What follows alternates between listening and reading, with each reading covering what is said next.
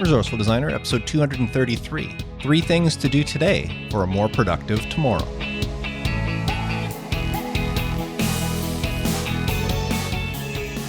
Welcome to the Resourceful Designer podcast, offering solutions to streamline your graphic and web design business so you can get back to designing. And now, your host. He's had many dreams where he's a world-class hockey goalie. Mark Dakeout. Has that ever happened to you? Having the same dream over and over the years? I don't know what it is. I've never been a hockey goalie, but I've had that dream going back for as long as I can remember. Anyways, thank you so much for tuning into the podcast. I really appreciate that you're taking a little bit of time out of your day, whether you're listening while you're working, maybe you're in the car, maybe you're out walking the dog or doing the groceries or wherever you are. I just want to thank you for taking a little bit of time to spend with me as we learn all things about growing a design business. Now, in this episode, I'm going to share 3 things that you should do at the end of each day that will make the following day more productive for you. I'm also going to share a tip that will help your clients, as well as possibly bring in some design projects for you today. Now, what have I been up to this past week? Well, I had a lot of fun being, I was going to say a guest on the Logo Geek podcast, but no, that's not the case. I was the host of the Logo Geek podcast for a week. If you're not familiar with Logo Geek, it's a podcast put out by Ian Paget, and Ian was approaching his 100th episode of Logo Geek. And Logo Geek is a podcast where he interviews inspiring people in the design world, especially leaning towards logo design. And as he was coming up on episode 100, I approached Ian and said, Ian, why don't we do this? You've interviewed all these great designers over the years, including myself. You can check out episode 97. He interviewed me for episode 97. And I says, why don't I interview you for episode 100? Because I'm sure a lot of his listeners don't know his story. So that's exactly what we did. And at the time you hear this is releasing on Monday.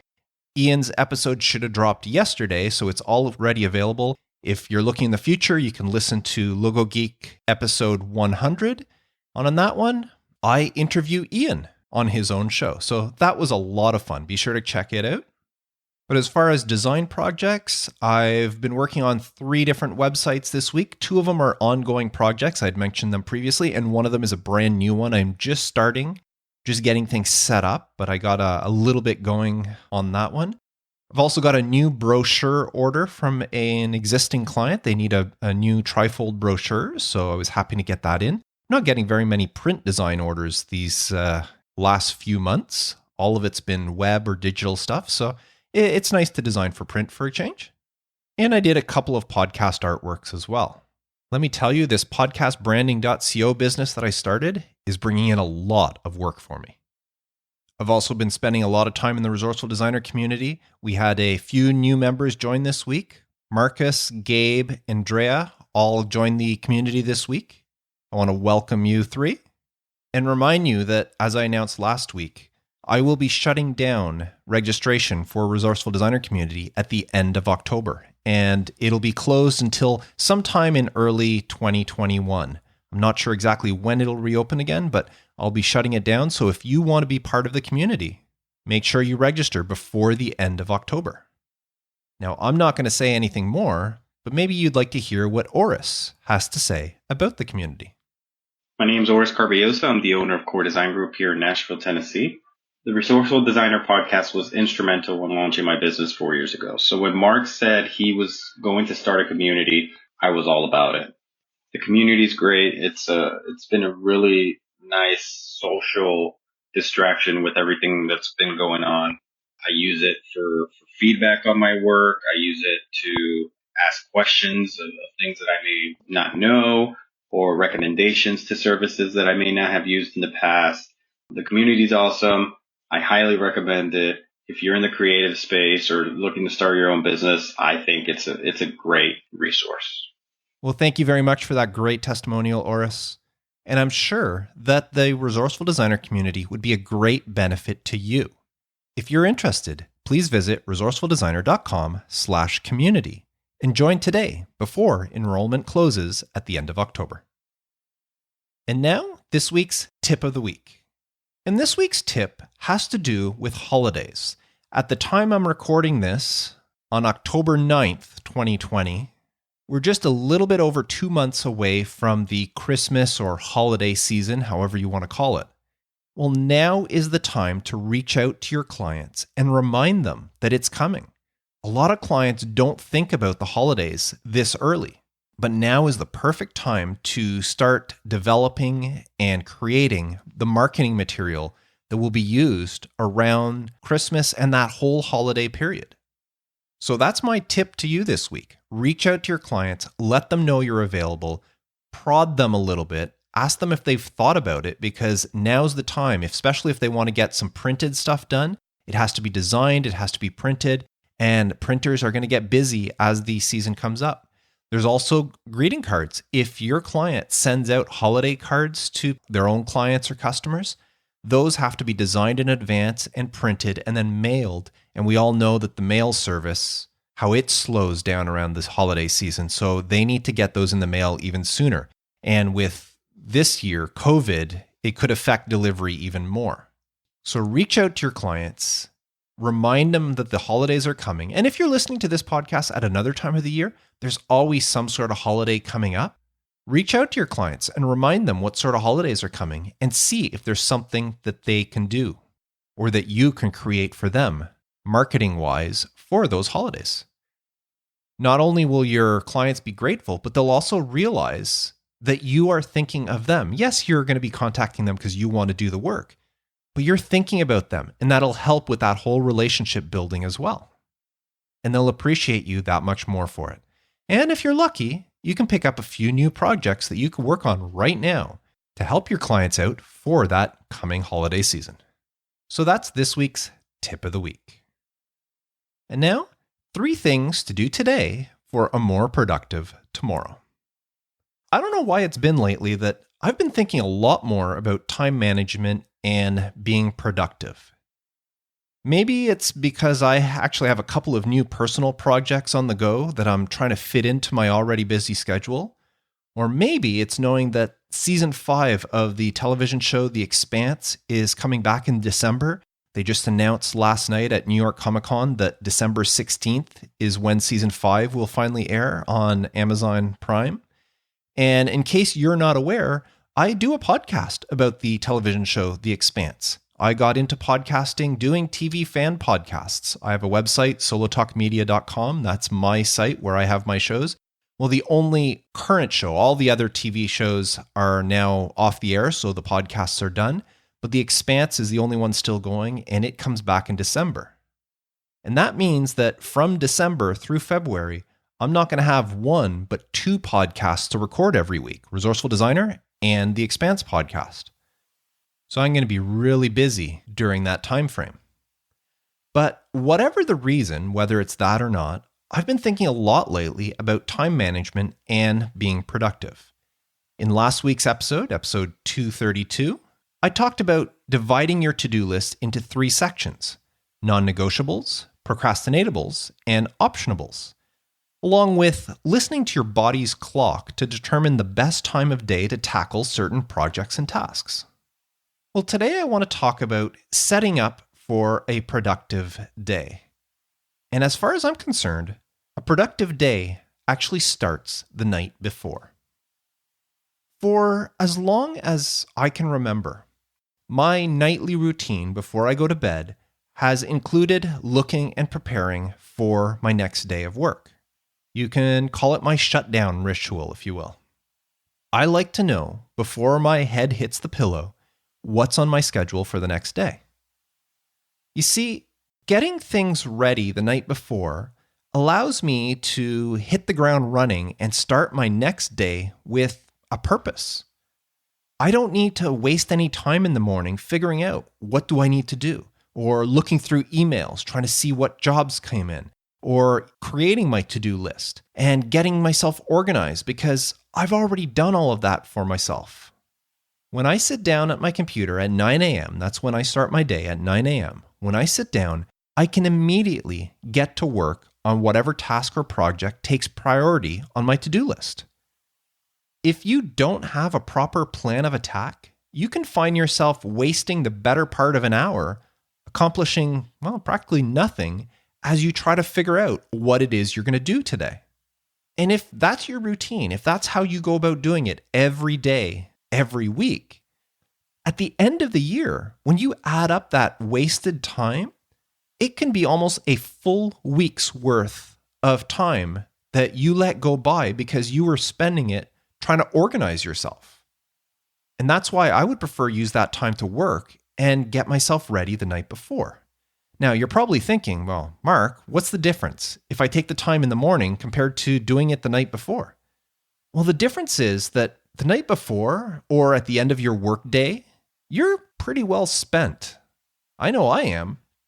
If you remember last week's episode, I told you that I save all the menial, non-creative work for the end of my day. So the time that you would take at the end of the day preparing for the following day is time that you probably wouldn't have gotten much done during that period anyway. However, if you do that stuff in the morning, if you prep your day first thing, you're actually using up your, let's call it your energized time. You're raring to go in the morning. I mean, even if you're still groggy from sleep, you still have more, I don't know, call it gung-ho, than you did at the end of a long work day. So even though you may still seem a little bit sleepy, a little bit groggy, you still have more energy than you will at the end of the day. So why waste that energy on prepping your work day? You see, if you know ahead of time how you're going to spend your day, you'll be much more productive and much more efficient in doing so. I personally like to do my prep work right before going to bed. That way, it's one of the last things that I think of at night, and I can mentally work out my next day's plan of attack as I'm nodding off to sleep. But maybe you don't want to do that right before going to bed. Maybe you think it'll get your mind racing on work-related issues that may keep you from falling asleep. Well, if that's you, then I suggest you set aside a few minutes at the end of your workday, whatever time you finish work. If you finish at 5, at 6, at 8, at 10, set 5 to 10 minutes at the end of your day, and that's all you need in order to wrap things up and plan for the following day. So let me share with you the 3-step process that I take at the end of every day. I do this, as I said, when I'm getting ready for bed. I'll come in and I'll get this done right before going to bed. And I use this 3-step process to prepare myself for the next workday. So step 1. If you combined last week's topic with this one, you should be working on what I called non-negotiable tasks every single day. If you had some extra time, you probably also tackled some of the procratinatables, and you maybe even got to some of the optionable tasks. Well, you need to take the time to review and reflect what you managed to accomplish that day. That's step 1. Review what you did do and take satisfaction in the projects and the tasks that you did complete. No matter how small they were, even if it was just call a client, take satisfaction in doing them.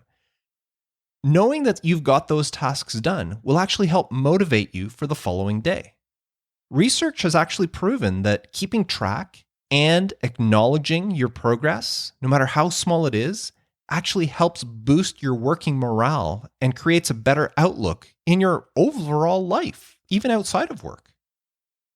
So at the end of the day, I like to look back at all the things that I got done. That's step 1. Now, step 2 is to start a brand new to-do list. I never use the same to-do list as the day before. I always create a brand new one. Now, you may be thinking that seeing the items that you scratched off yesterday may help motivate you, but actually they won't. In fact, studies have shown that our brains have a hard time differentiating between checked off or scratched off items on a list from the unchecked ones. What our brain actually registers is a long list of items. Even though most of them may be scratched off because you did them yesterday or the day before, just seeing that long list could actually be discouraging. That's the same reason why most digital to-do lists, the apps you get on your phone or things that you download on your computer, they usually automatically hide completed tasks. As you complete something and you check it off, it disappears from the list. And that's done on purpose so that it doesn't subconsciously discourage you by seeing a long list of items. So even though I usually write out, like I do have a project management where I have a list of all projects on the go that I have, but every night I grab a fresh sheet of paper off my scratch pad and I create a new to-do list for the next morning. Now, in creating this new list, I take note of all the projects and tasks that I did not complete that day. So I look at today's list and everything that was not scratched off, I transfer it to my new list. But I don't just transfer them in the same order. I have to organize the new list using the same method that I talked about last week. And as I mentioned last week, what may have been considered a procrastinatable task today may need to be moved up to a non-negotiable task tomorrow. So I look at everything that I did not complete today, and then I figure out tomorrow, do I put them on the list in the same order? Or is there certain tasks that have to be moved up, bumped up on that list? And of course, I may be adding other things that came in, projects that came in today, or other things that are on my digital list that I keep of all the projects that maybe did not make my to-do list today. Maybe I have to add 1 or 2 of them onto my to-do list for tomorrow. And once I have that list done for tomorrow, then it's a matter of determining 2 or maybe 3 of the most important tasks on that list and marking them as top priority. I put a little star next to them, and that lets me know that those are the tasks that I really, really have to concentrate on. And usually, those are the ones I'll tackle first thing in the morning. The metaphor I used last week of if you're tasked with eating 2 frogs, you're best to eat the largest one first. I follow that through. So now I'll look at my list, I look at the 3 that I have stars, which one is the most important or the biggest one, and I tackle that one and try to get it done. So the night before, I'm figuring that stuff out. And then I'll look at all the other items that I placed on my list for the next day, and I try to mentally rank them in order of importance. I may write them down, like write numbers next to them in what order I'd like to do them, but in my mind, I'm going to juggle them. And that's what I'm going to spend some time as I'm getting ready for bed. I'm going to juggle these tasks and try to figure things out. Who knows? Maybe one of them, I'll have a brainstorm as I'm brushing my teeth or something, or lying in bed with the lights out. I may have a brainstorm and come up with an idea that all of a sudden bump that thing from lower on my list, move it up because now I'm really gung-ho to work on that. So after I've marked off or starred off the 3 most important, or sometimes 2, depending on the size of the tasks, the most important items on the list, then I try to mentally imagine the other ones in order of importance. And then as I look at my lists, I try to picture in my head how my day will unfold. What am I going to do first thing in the morning before I decide to take a break? What will I do before lunch? What do I want to accomplish before I take a break for lunch? What am I going to do immediately after lunch? And what sort of tasks am I going to do to finish off my day? This helps me because having a good mental picture of what I need to do and what tasks are in what order, how I want to accomplish them, and roughly when throughout the day I want to accomplish them, they go a long way in actually helping me or allowing me to complete them the way I imagined. So that's step 2. Now, step 3 in my process is to prepare my space. Now, I am not the best one at doing this. In practice, I should be decluttering my work desk, my space, and getting it ready for the morning. Now, I always have good intentions of doing this, but I admit I fail at this step more often than I succeed. You've heard me many times on the podcast. If you're a longtime listener, I've said it many times how I usually have a very messy desk. My workplace is very messy. In fact, I look around right now and it's messy as we speak. So I really have to work harder on this one. But this 3rd step actually has 2 parts to it. The messy desk, I do have to work at it because getting things out of the way and preparing a brand new, fresh workstation for the next day will help out a lot. But one thing I do in this step is I prepare my computer for the following day. And what that means, in my case at least, is I quit any open applications that I won't be needing first thing in the morning. So I close down Photoshop or Illustrator if I know that I won't be needing them first thing. Why have them open? The other thing I do is I make sure before going to bed that I quit my mail app as well as Slack that I use to communicate in the Resourceful Designer community and with some other groups. I make sure I quit those two every night. I'll look through to see if there's any messages. I'll look at my mail before going to bed, and then I quit them. I also make sure to never leave a browser tab open to Facebook, Twitter, LinkedIn, or any other social media platform. Something that could be distracting first thing in the morning. If I turn on the computer and the first thing I see is some stuff in Facebook feed, I may start going down that rabbit trail of social media, and I don't want that to derail my morning. Now, there will be plenty of time to check email and see what's happening on social media later in the day. Maybe late morning when I take a break, or right before lunch, or right after lunch. There have been days where I have not checked my email until after lunch. But I usually make a point of accomplishing something on my to-do list, or at least making good progress on something on my to-do list before I ever open my email or check social media. Because the last thing I want to do is waste time sifting through junk mail or scrolling through meaningless, and most of them are meaningless, social media posts. All of that can wait. If something is truly an emergency, my clients know my phone number. If their website goes down and they realize that they sent me an email and I have not replied, they know how to get a hold of me. I will answer my phone. So that's one of the processes of getting ready for the night before, is I make sure that I shut all these programs down so I'm not tempted first thing in the morning to check them, because as I turn on my computer, there they are in front of me. But as I said, the desktop part, that I could do a little bit more work on.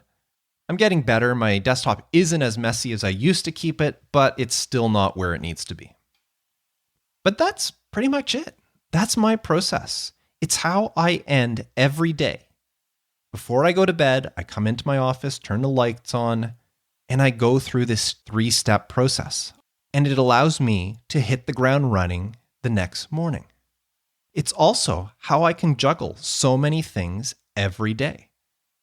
When I'm going to have 2 podcasts to record every week, that's going to be part of my to-do lists. I'm going to have to set time aside to record both podcasts. Right now, I set time every Friday to record Resourceful Designer.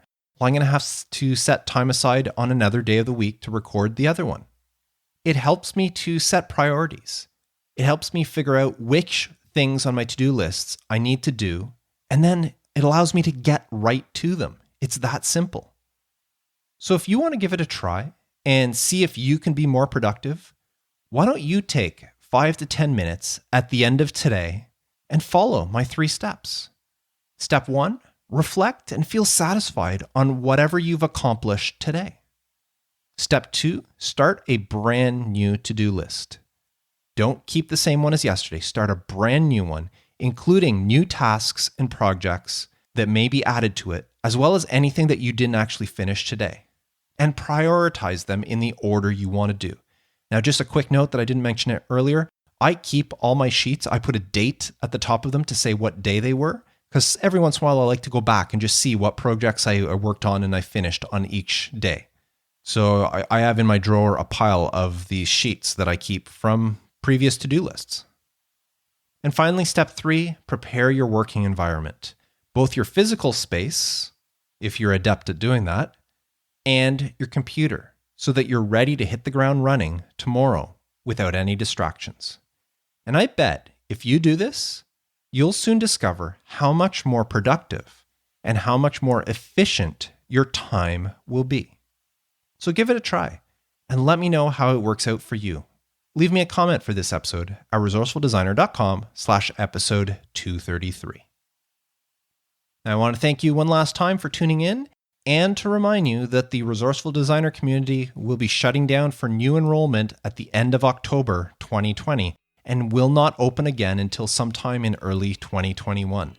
So if you've been on the fence, not sure on whether or not you should join, why not give it a try? You've got nothing to lose and everything to gain.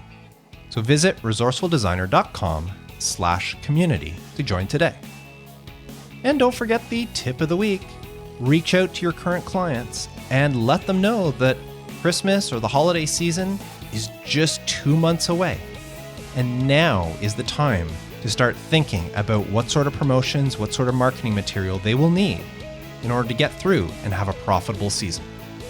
So reach out to them, and who knows, you may get some great new work out of it. So that's it for this week. Thank you so much for tuning in.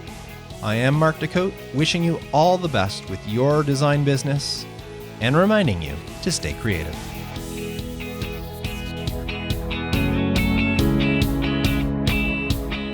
Thanks for listening to the Resourceful Designer Podcast at resourcefuldesigner.com.